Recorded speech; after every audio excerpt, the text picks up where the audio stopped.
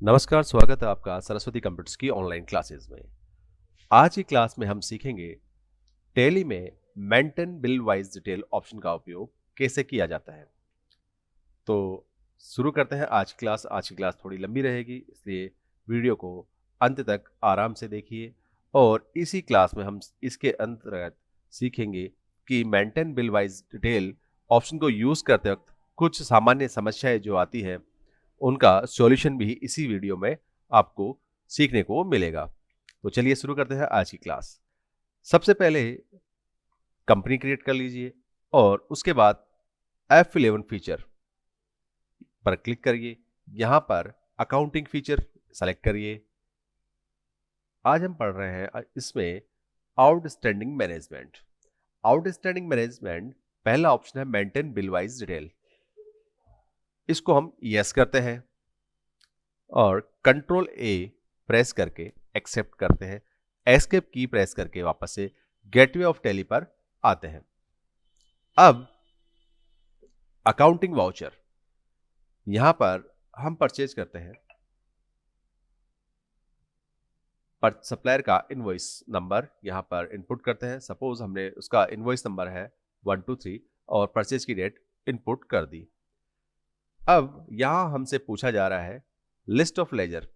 तो दो laser already बनी होती है, कैश प्रॉफिट लॉस। तो अभी हमें यहाँ पर सप्लायर, जिस भी व्यक्ति से हम माल खरीदेंगे, जिस फर्म से माल खरीदेंगे, जिस संस्था से माल हम खरीदेंगे, उसका लेजर हम यहाँ पर इनपुट करेंगे। तो अभी हमारे पास फिलहाल कोई लेजर नहीं है, तो अल्ट सी की प्रेस करके हम लेजर क्रिएशन करते हैं। सपोज हमारा जो सप्लायर है वो है कमल ट्रेडर्स।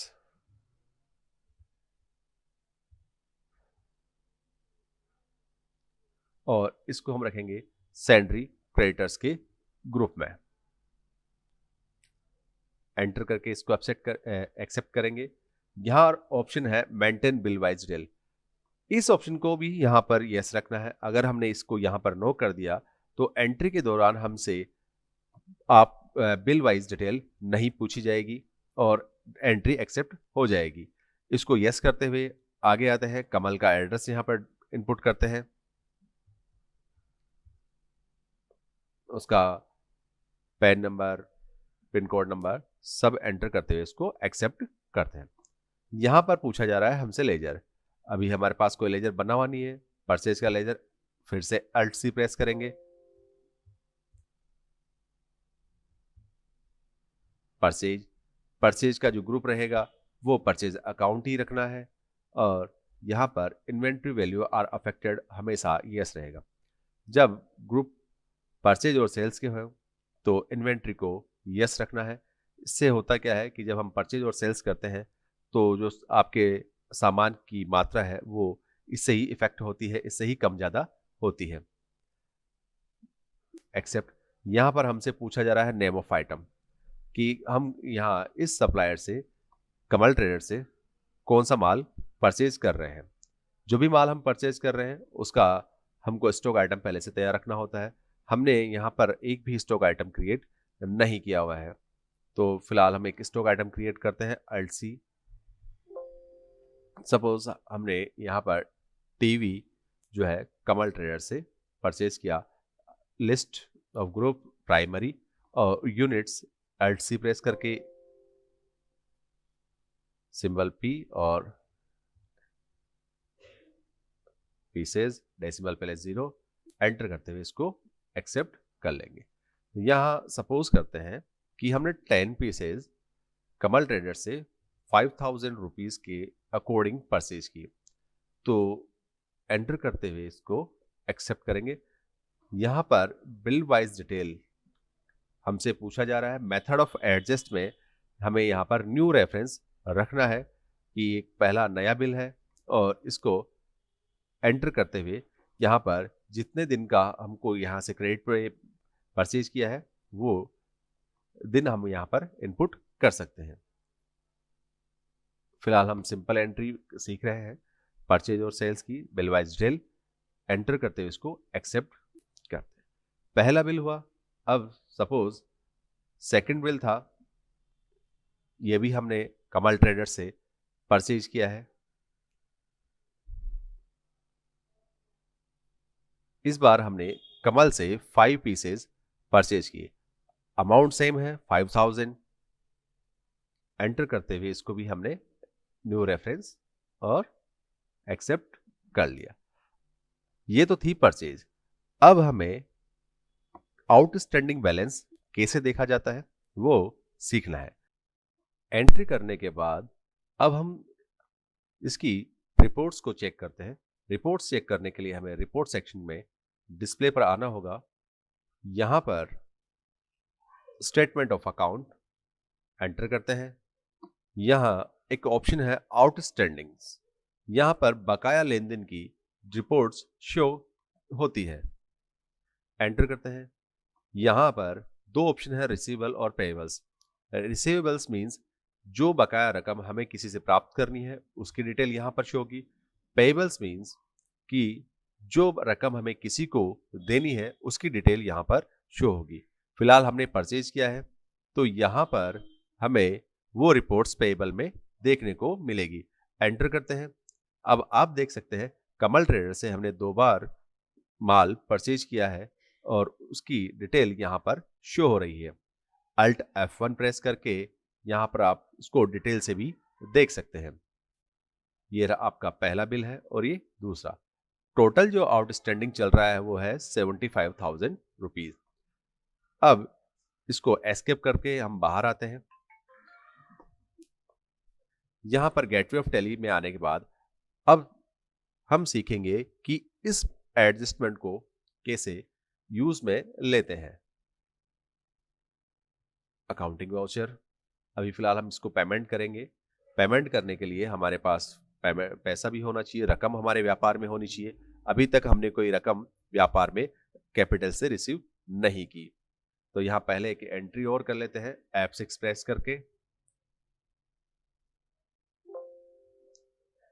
जो भी कोई व्यक्ति है व्यापार का मालिक, उसको कैपिटल के अंडर रखते हुए उसका लेजर क्रिएट करते हैं और उसको CR कर देते हैं 1 लाख रुपीज। जो कैपिटल आपका राम उसको CR किया है और DR केस कर दिया है।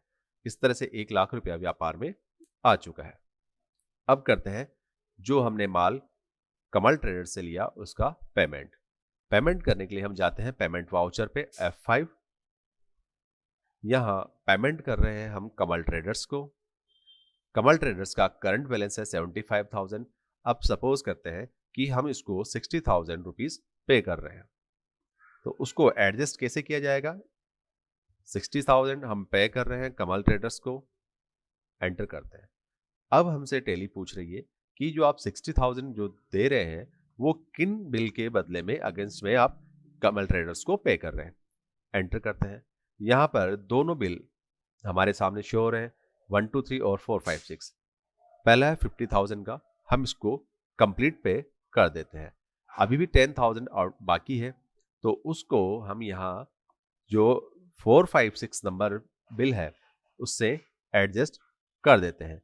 इस तरह हमने यहाँ पर कमल को 60,000 रुपये पे कर दिया। CR केस कर देते हैं। हमने व्यापार में 1 लाख रुपया लगाया था, 60,000 हम कमल को पे कर रहे हैं। उसको पे करने के बाद हमारे पास 40,000 रुपये करंट बैलेंस कैश शो हो रहा है। एंटर करते हुए इसको एक्सेप्ट करेंगे। अब वापस गेटवे ऑफ टैली पे आते हैं, डिस्प्ले पे आते हैं, स्टेटमेंट ऑफ अकाउंट पे आते हैं, आउटस्टैंडिंग पेबल्स बकाया जो भुगतान करना है उसकी रिपोर्ट देखते हैं। अब आप देख सकते हैं कि यहाँ पर कमल ट्रेडर्स को पेंडिंग अकाउंट अमाउंट 15,000 शो हो रहा है। चलिए अब इस 15,000 को भी हम पे करते हैं।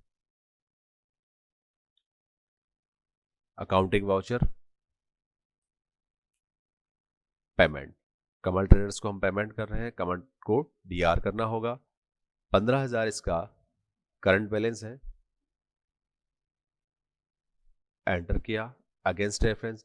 अब टैली हमसे पूछ रही है आप ये 15,000 जो दे रहे हैं किस बिल के बदले में आप कमल को दे रहे हैं। तो यहाँ पर एक बिल है कमल का 456 नंबर का, उसके बदले में हम इसको ये 15,000 रुपये पे कर रहे हैं और कैश में पे कर रहे हैं। अगर ये पेमेंट हम चेक द्वारा करते तो यहाँ पर हम CR जो करते, केस को नहीं बैंक को CR करते, एंटर करते हुए इसको एक्सेप्ट करते हैं। चलिए अब बाहर आते हैं इससे, फिर से display, statement of accounts, outstanding, payables. अब आप देख सकते हैं कि यहाँ पर कोई भी अमाउंट पेंडिंग में शो नहीं हो रहा। कमल का जो अकाउंट था वो क्लियर हो चुका है। इसको आप यहाँ पर अकाउंट्स बुक में लेजर के द्वारा भी देख सकते हैं। कमल ट्रेडर्स, यहाँ आप देख सकते हैं डिटेल से अल्टफन 50,000 और 25,000, इस तरह हमने 75,000 रुपये का माल कमल से लिया और 60,000 और 15,000 हमने उसको पे किया। तो क्रेडिट और डेबिट का अमाउंट दोनों सेम होने से क्लोजिंग बैलेंस 0 है, यानी अब इसको हमको कोई पेमेंट नहीं देना है। ये तो था आउटस्टैंडिंग मैनेजमेंट। अब इसमें कुछ सामान्य समस्याएं जो आती है उनके बारे में चर्चा करते हैं। चलिए, सबसे आमतौर पर जब स्टूडेंट नए होते हैं उनको एक दिक्कत का सामना करना पड़ता है कि F11 में अकाउंटिंग फीचर यस रखने के बाद भी टैली उनसे मेंटेन बिल वाइज ऑप्शन क्यों नहीं पूछती। एक सामान्य समस्या है जिससे सभी स्टूडेंट परेशान रहते हैं। तो उसका सॉल्यूशन कुछ इस तरह से है। जब आप परचेज करते हैं, सपोज एक सप्लायर है, एक नया सप्लायर हम क्रिएट करते हैं, सोहन। सोहन हमने क्रिएट किया है, ये है हमारा सेंट्री क्रिएटर्स। यहां हमने इसको मेंटेन बिल यस रखा है, एंटर करते हुए इसको एक्सेप्ट कर लेते हैं। परचेज का लेजर सेम सब कुछ रिपीट हो रहा है। अब यहां हम F12 प्रेस कर रहे हैं। यहां एक ऑप्शन आता है यूज डिफॉल्ट बिल अलोकेशन, इसको हमने नो किया हुआ है। अगर हमने ये ऑप्शन यस किया होता तो इसके बाद क्या होता है, अब आप देख सकते हैं कि सेम एंट्री मैं रिपीट कर रहा हूं वापस से, तो टैली हमसे जो एडजस्टमेंट मेथड है वो पूछती नहीं है और एंट्री को डायरेक्ट एक्सेप्ट करती है।